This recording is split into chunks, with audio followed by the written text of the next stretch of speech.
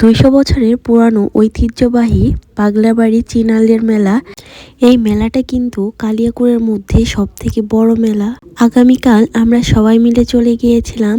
আমাদের বাসা থেকে মাত্র 15 টাকা ভাড়া লাগে এখানে যেতে। আর আমার মেলায় যেয়ে কিন্তু অন্য কিছুতে চোখ আটকায়নি, আমার চোখ আটকিয়েছিল এই নৌকাটার দিকে।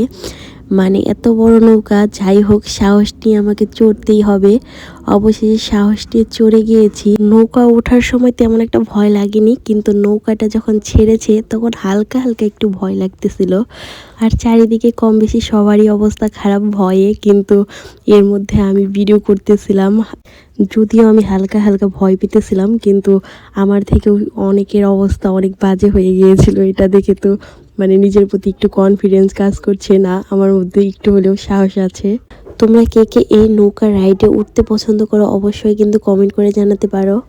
আর এই মেলাটা কিন্তু অনেক বড়, আর এই মেলাটা পুরো 1 মাস ব্যাপী হয়। তবে আমি ওই রকম ভাবে কোনো ভিডিও ক্লিপ নেইনি। আমার হাজবেন্ড কিছু কিছু ভিডিও ক্লিপ নিয়ে রেখেছিল এবং আমিও নিয়েছিলাম হালকা পাতলা, ওইগুলাই ভাবলাম তোমাদের সাথে শেয়ার করে ফেলি।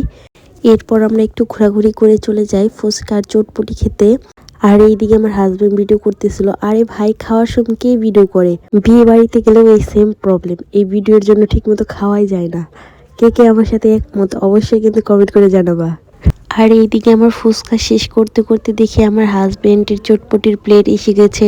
তাই ভাবলাম সে খাওয়ার আগে আমি একটু টেস্ট করে দেখি খাবার ঠিক আছে নাকি। যাই হোক, উল্টাপাল্টা কিছু তো আর হাজবেন্ডকে খাওয়ানো যায় না, তাই না? এরপর চলে গিয়েছিলাম কিছু কেনাকাটা করার জন্য। আর এইদিকে দেখি অনেক সুন্দর সুন্দর ঠাকুরের ছবি, যেগুলো আমার দেখে তো অনেক ভালো লেগেছে। আমি এইখান থেকে 2টা ঠাকুরের ছবি নিয়ে এসেছিলাম। তো আজকের জন্য এই পর্যন্তই। সবাই ভালো থাকবা, সবাইকে অসংখ্য ধন্যবাদ ভিডিওটি শুরু থেকে শেষ পর্যন্ত দেখার জন্য। টাটা।